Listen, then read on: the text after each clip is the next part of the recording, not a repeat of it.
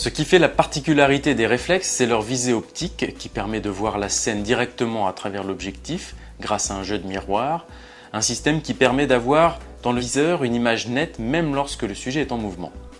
Grâce à des optiques de qualité, des capteurs performants et des systèmes de stabilisation efficaces, la plupart des réflexes assurent une bonne netteté des images et un rendu des couleurs satisfaisant, même en lumière artificielle et dans des conditions de faible luminosité. La distorsion des images est aussi limitée et la luminosité répartie uniformément. Ce sont aussi des appareils rapides à l'allumage et au moment du déclenchement de la prise de vue. L'autre originalité des réflexes par rapport aux compacts, ce sont les objectifs interchangeables. La plupart sont livrés avec un 18-55, un zoom qui permet de grossir l'image 3 fois.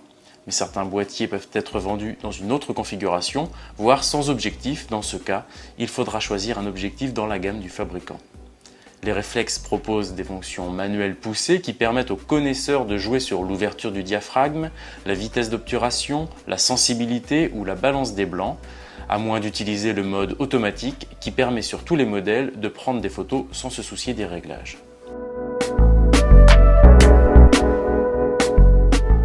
Les réflexes sont particulièrement lourds, certains pèsent plus d'1 kg et ils sont nettement plus encombrants que les compacts.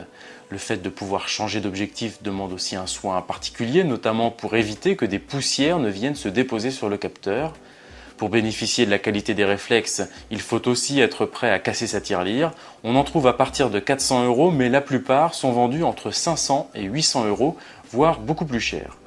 Sans compter la sacoche, indispensable pour protéger l'appareil, la carte mémoire si elle n'est pas fournie avec l'appareil, et surtout les objectifs supplémentaires qui coûtent plusieurs centaines, voire plusieurs milliers d'euros pour les plus performants.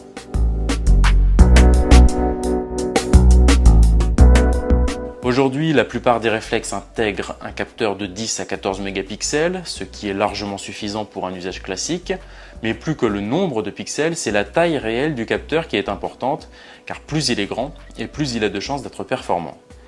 Si vous possédez des objectifs argentiques, sachez qu'il est parfois possible de les adapter sur des modèles numériques à l'aide de bagues que vous pouvez trouver chez les revendeurs spécialisés. Un écran large et orientable, aussi bien horizontalement que verticalement, facilite le cadrage. Il ne doit pas non plus trop refléter la lumière.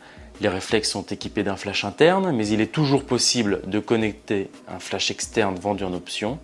Attention aussi, tous les réflexes ne proposent pas de mode vidéo et certains photographes apprécieront également la possibilité d'enregistrer au format RAW qui conserve l'image brute sans traitement.